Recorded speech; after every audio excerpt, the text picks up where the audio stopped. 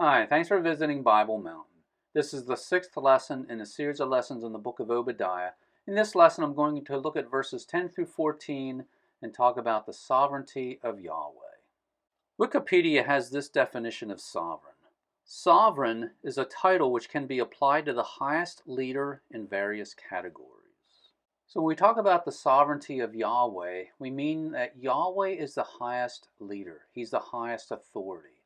Nobody can tell Yahweh what to do. Nobody can prevent him from doing anything that he wants to do. The book of Obadiah can be roughly divided into three sections. The first section is the first 9 verses, and that tells us that Edom was going to be punished. The second section is verses 10 through 14. That tells us why Edom was going to be punished. And the third section is verses 15 through 21, and that focuses on future things, the end times, how the conflict between Jacob and Esau would come to an end. In this lesson, I'm going to focus on the middle section. This is the section that tells us why Edom was going to be punished. And in seeing why Edom was going to be punished, we see an illustration of the sovereignty of Yahweh. What I'm going to do in this lesson is start by looking at verses in Genesis, which tell us about the beginnings of Jacob and Esau. Then I'm going to read Obadiah and see the punishment that was declared upon Edom and also the reason why Edom was going to be punished. And we'll see how that illustrates the sovereignty of Yahweh. And then at the end, I'm going to read some verses from Malachi and Romans, which state very explicitly that Yahweh is sovereign. So let's get started in Genesis 25, verse 21. Isaac prayed to Yahweh on behalf of his wife because she was barren. And Yahweh answered him, and Rebekah his wife conceived. But the children struggled together within her, and she said, "If it is so, why then am I this way?" So she went to inquire of Yahweh. Yahweh said to her, "2 nations are in your womb, and 2 peoples will be separated from your body. And one people shall be stronger than the other, and the older shall serve the younger." So we see here that Yahweh told Rebekah that she was going to have 2 sons, and the older would serve the younger. And Yahweh made this decision before the boys were even born. Verse 24. When her days to be delivered were fulfilled, behold, there were twins in her womb. Now the first came forth red all over like a hairy garment, and they named him Esau. Afterward his brother came forth with his hand holding on Esau's heel, so his name was called Jacob. And Isaac was 60 years old when she gave birth to them. So we see in these verses the birth of Esau and Jacob, and we see that Yahweh declared before they were born that Esau the older would serve Jacob the younger. Let's resume reading of verse 29. When Jacob had cooked stew, Esau came in from the field, and he was famished. And Esau said to Jacob, "Please let me have a swallow of that red stuff there, for I am famished." Therefore his name was called Edom. But Jacob said, "First, sell me your birthright." Esau said, "Behold, I am about to die, so of what use then is the birthright to me?" And Jacob said, "First swear to me." So he swore to him, and sold his birthright to Jacob. So let me draw attention to the fact that Esau sold his birthright to Jacob. Verse 34. Then Jacob gave Esau bread and lentil stew, and he ate and drank, and rose and went on his way. Thus Esau despised his birthright. So we see in those verses that Esau sold his birthright to Jacob. Now let's read in Genesis 27, starting at verse 1. Now it came about when Isaac was old and his eyes were too dim to see, that he called his older son Esau and said to him, "My son." And Esau said to him, "Here I am." Isaac said, "Behold now, I am old and I do not know the day of my death. Now then, please take your gear, your quiver, and your bow, and go out to the field and hunt game for me, and prepare a savory dish for me such as I love, and bring it to me that I may eat, so that my soul may bless you before I die." So we see here that Isaac intended to bless Esau. Now whether Isaac did not know that Esau had sold his birthright to Jacob, or if Isaac was just ignoring that fact, we don't know. The Bible doesn't tell us. But just to point out that Isaac's intent was to bless Esau. Now keep in mind, Yahweh had said the older would serve the younger, and to a certain extent, giving a blessing to the older would have been contradicting what Yahweh said was really going to happen. Let's continue reading in verse 5. Rebekah was listening while Isaac spoke to his son Esau. So when Esau went to the field to hunt for game to bring home, Rebekah said to her son Jacob, "Behold, I heard your father speak to your brother Esau, saying, 'Bring me some game and prepare a savory dish for me, that I may eat and bless you in the presence of Yahweh before my death.' Now therefore, my son, listen to me as I command you. Go now to the flock and bring me 2 choice young goats from there, that I may prepare them as a savory dish for your father, such as he loves. Then you shall bring it to your father, that he may eat, so that he may bless you before his death." So we see in these verses that Isaac was old and he was ready to bless his son. He intended to bless Esau.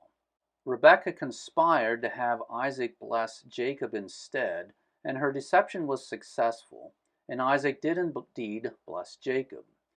This is the blessing with which Isaac blessed Jacob. Genesis 27, starting at verse 28. "Now may God give you of the dew of heaven, and of the fatness of the earth, and an abundance of grain and new wine. May people serve you, and nations bow down to you. Be master of your brothers, and may your mother's sons bow down to you." So we see here that part of the blessing was that Isaac said that Jacob would be master over his brothers, his mother's sons would bow down to him, which meant that the older would indeed serve the younger. Esau would serve Jacob. Then we see the last 2 lines. "Cursed be those who curse you, and blessed be those who bless you." That was a promise that Yahweh had given to Abraham. Yahweh told Abraham that anyone who blessed him would be blessed, and anyone who cursed him would be cursed. And now we see that through this blessing, Isaac is giving that same promise to Jacob, that anyone who blesses Jacob will be blessed, anyone who curses Jacob will be cursed. And keep in mind, it's the younger son who is receiving that promise, and not the older one. So that is the blessing that Isaac gave to Jacob.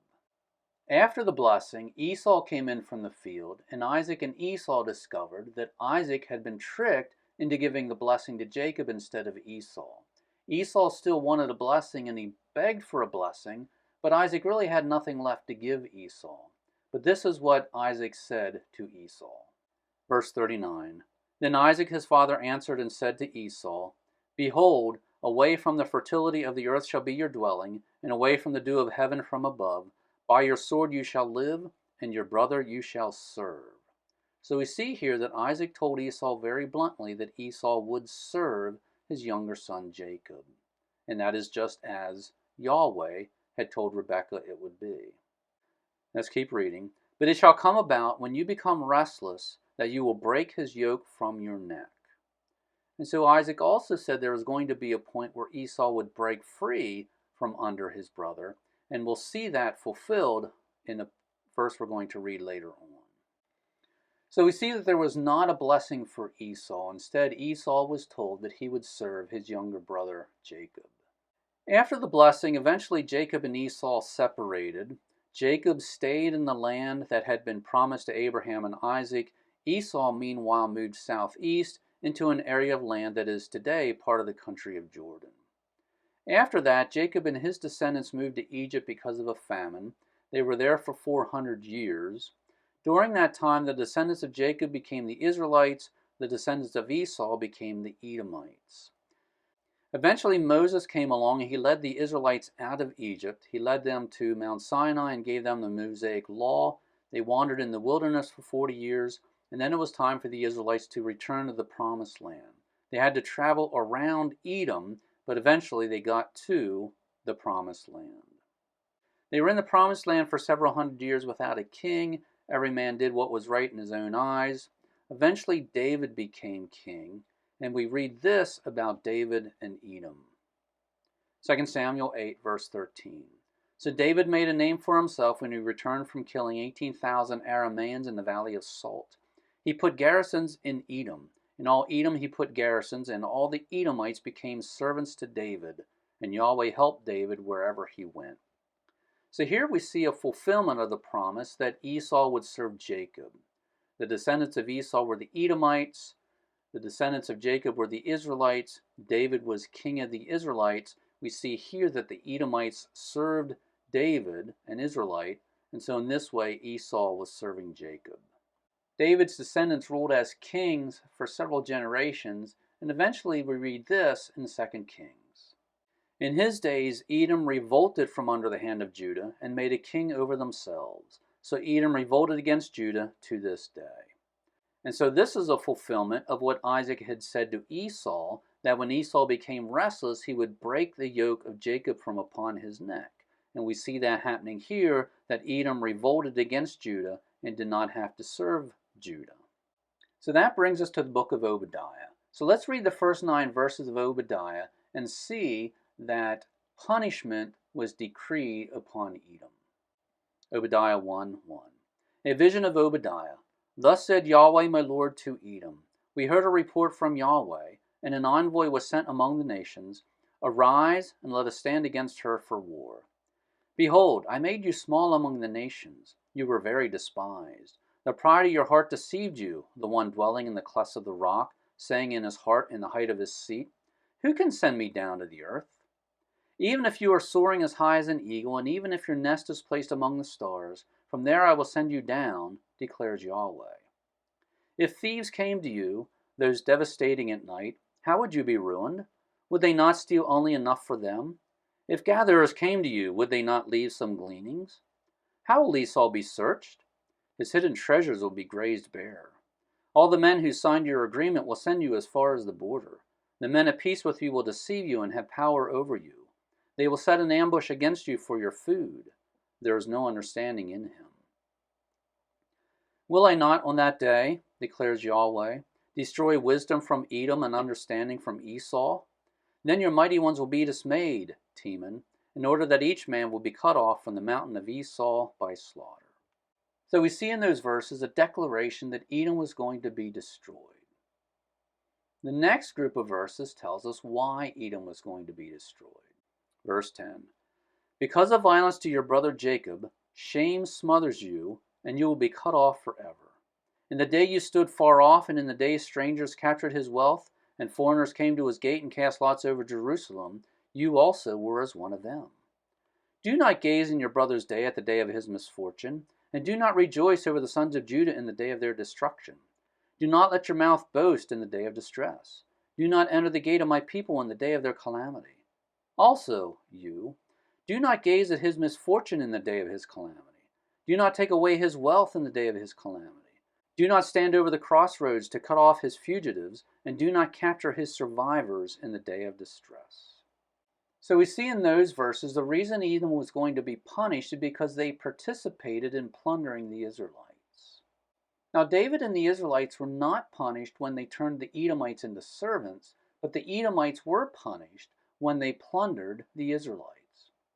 And what we see in all this is that Yahweh favored Jacob over Esau. And that favoritism started back before the boys were even born. When the boys were still in the womb, Yahweh told Rebekah that the older would serve the younger. And this is an illustration of Yahweh's sovereignty. He chose one over the other, not because the one did anything good or bad, but he made that choice simply because he is Yahweh and he can do anything that he wants to. Now let's take a look at some verses in Malachi to see this stated very explicitly. Malachi 1:1. The oracle of the word of Yahweh to Israel through Malachi. I have loved you, says Yahweh, but you say, how have you loved us? Was not Esau Jacob's brother, declares Yahweh?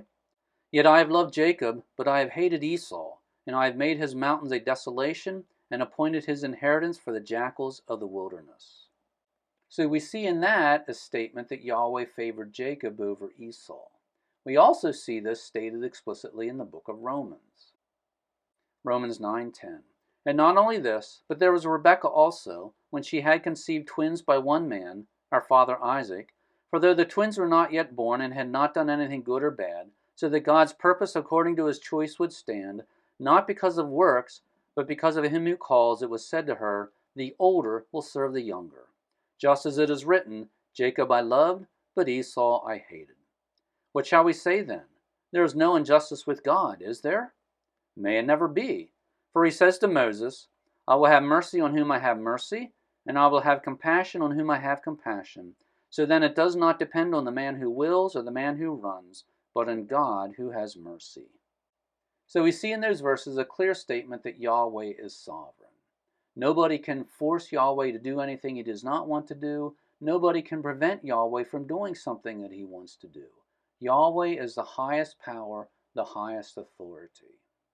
And the book of Obadiah helps to illustrate this, because the book of Obadiah tells us about Edom, and the story of Jacob and Esau is one of the stories throughout the Bible that the Bible uses to teach the sovereignty of Yahweh.